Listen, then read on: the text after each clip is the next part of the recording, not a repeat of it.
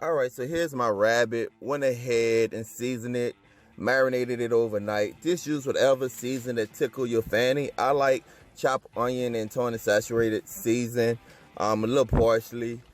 That's just whenever I'm cooking some gamey, I like to use that combination right there. But hey, if you have a different combination, you go ahead and use whatever you like, whatever excites your palate. We're gonna go ahead and put it in the air fryer for about 25-26 minutes, and it should be done after that. Go ahead and slap it up in there.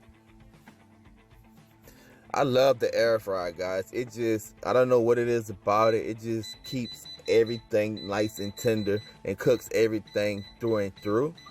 Now, while we're cooking the rabbit, I want to go ahead and make some rice. Now, I'm going to make some parsley rice, and mainly take about a tablespoon of parsley, a tablespoon of olive oil. Go ahead and add some kosher granulated salt and some black pepper, and just put everything into the rice cooker. Now, I'm cooking 2 cups of rice. That should be more than enough for this meal right here. It's real simple, guys. Easy process.